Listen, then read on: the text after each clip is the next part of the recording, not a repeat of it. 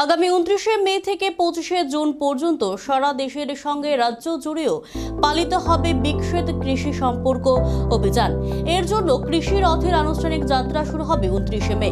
এই অভিযানকে সফল করার লক্ষ্যে শনিবার রাজধানী আগরতলা অরুন্ধতিনগর এলাকার স্টেট এগ্রিকালচার রিসার্চ স্টেশনে এক কর্মশালার আয়োজন করা হয়। এদিনের কর্মশালায় প্রধান বক্তা হিসেবে উপস্থিত ছিলেন কৃষি এবং কৃষক কল্যাণ দফতরের মন্ত্রী রতনলাল নাথ। সেই সঙ্গে রাজ্যের 8টি জেলার জেলা পরিষদের সভাধিপতি সহ সহসভাপতি, কৃষি দপ্তরের আধিকারিক সহ মৎস্য এবং প্রাণী সম্পদ দপ্তরের আধিকারিকরাই কর্মশালায় উপস্থিত ছিলেন। কি করে অভিযানকে সফল করা যায়, অর্থাৎ রাজ্যের একেবারে প্রান্তিক এলাকার কৃষকদের মধ্যে কৃষি প্রতিযোগিতা পৌঁছে দেওয়া যায়, এই বিষয় নিয়ে আলোচনা করা হয়েছে।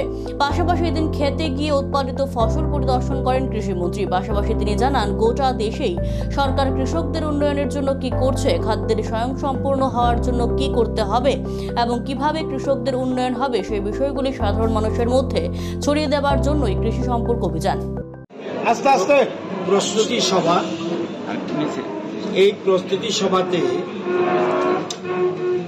আজকে আমাদের সাথে ছিলেন, আমার ডান দিকে যিনি বসে আছেন উনি এডিসি এলাকার কৃষি দপ্তরের মন্ত্রী আমাদের ভবরঞ্জন রিয়াং মহোদয়। আমার বাঁ দিকে যিনি আছেন ডাইরেক্টর এগ্রিকালচার। এছাড়া এখানে উপস্থিত আছেন জেলা পরিষদের সকল সভাধিপতি, সহকারী সভাধিপতি এবং জেলা পরিষদের এগ্রি স্ট্যান্ডিং কমিটির চেয়ারম্যানরা এবং রাজ্য ফার্মার্স ক্লাবের প্রধান যিনি উনিও আছেন, ডাইরেক্টর এগ্রিকালচার আছেন, হর্টিকালচার আছেন, ফিশারি আছেন, এআরডিডি আছেন, এগ্রিকালচার কলেজের প্রতিনিধি আছেন, ফিশারি কলেজের প্রতিনিধি আছে, ভেটেরিনারি কলেজের প্রতিনিধি আছে।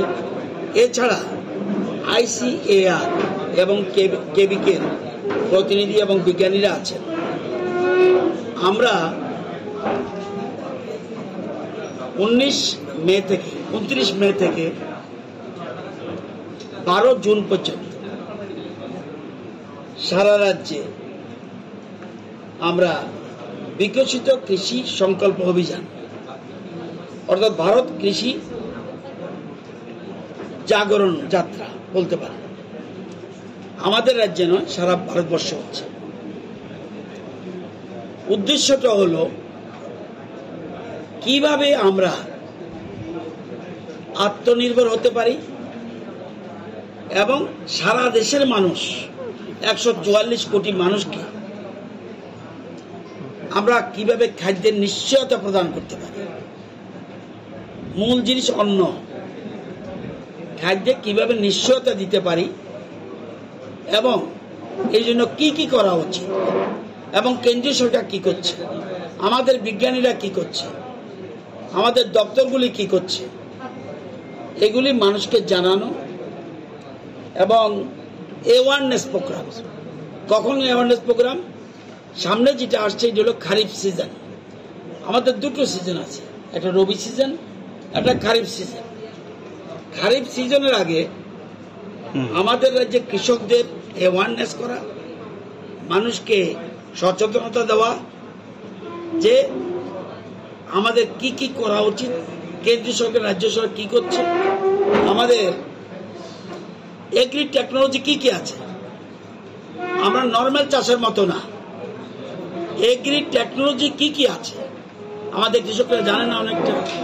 এই এগ্রি টেকনোলজি কি কি আছে এবং কেন্দ্রীয় প্রকল্প কি কি আছে, রাজ্যের কি কি প্রকল্প আমরা কৃষকদের দিই, এবং এছাড়া বিজ্ঞানসম্মত চাষ কিভাবে হবে,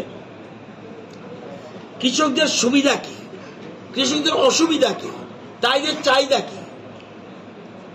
এটা আমাদের যে গবেষণা করে কৃষি বিজ্ঞানীরা ল্যাবরেটরিতে, এই ল্যাব টু ল্যান্ড, ল্যাবরেটরি থেকে তাদেরকে জমিতে নিয়ে যাওয়া, ল্যাবরেটরি থেকে আমাদের বিজ্ঞানীদের জমিতে নিয়ে যাওয়া, কৃষকদের জিজ্ঞাসা আমাদের চাহিদা কি, সেই চাহিদা পূরণ করার জন্য আমাদের বিজ্ঞানীরা কি কি করতে পারে, আমাদের দপ্তর